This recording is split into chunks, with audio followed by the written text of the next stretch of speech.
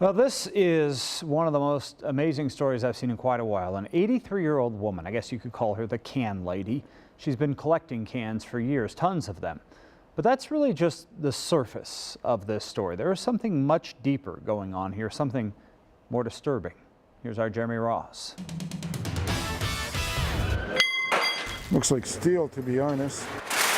Of all the garbage here, For that 1 pound of copper, I need ID. discarded, I thought the cans were his. dumped, or deposited, You got $2.20. of all the rubbish recovered, recycled, or remanded, Ruth Hanna is responsible for some of it. They are heavy. At recycling centers, you can see her turning aluminum cans 50.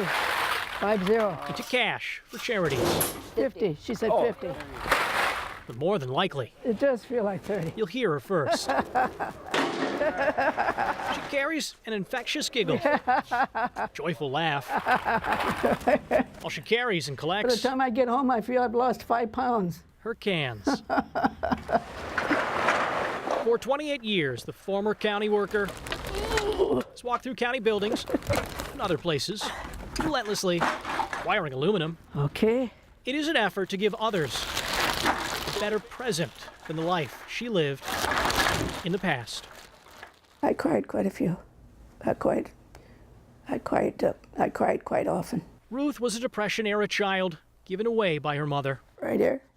Right here. She grew up See, I had a lot of hair at that time. and was raised Receiving my first communion. through the kindness of strangers, living and working in about a half dozen homes through age 19. Well, I was happy, But one foster family was far at least for a little while. from welcoming. I went through so much At age 17, pain and the hurt became sorrow and joy. nearly overwhelming. So I said working for this one family really almost made me want to end my life.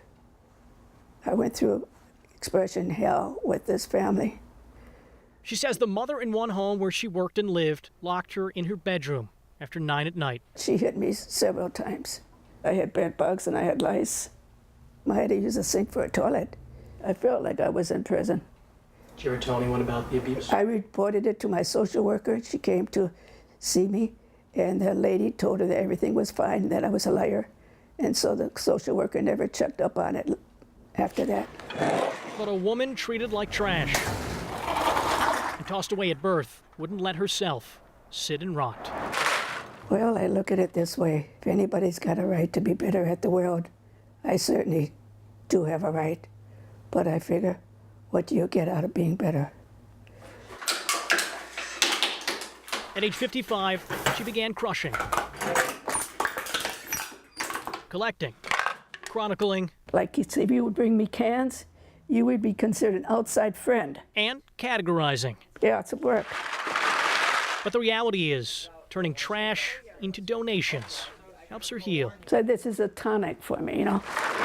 All the money is given to charities, but Ruth says most goes to the foster system, hoping children don't have to endure the pain of her past. I've raised over $84,000 so far. If you're asked how many cans were collected to amass that kind of cash, you're not alone. What's the count up to? So what number are you at now? Well, as of yesterday, 1,046,700 as of yesterday. And counting. Makes me happy, very happy.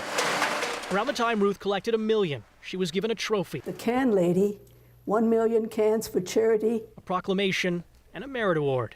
I told my coworkers and my friends, if I'm 5 or 6 cans shy of $1 million and the Lord decides to take me, just put them in my coffin and I'll take them up to heaven with me. Ruth Hanna could have acted like the garbage she collects, but instead, she laughs at that idea, proving one person's trash is another person's pleasure. Very much pleasure.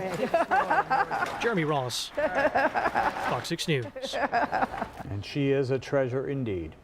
Ruth says the parents of that abusive home, by the way, where she stayed, are no longer alive. For more on the charity she is currently collecting for and ways you could help out with the foster care system, check out fox6now.com.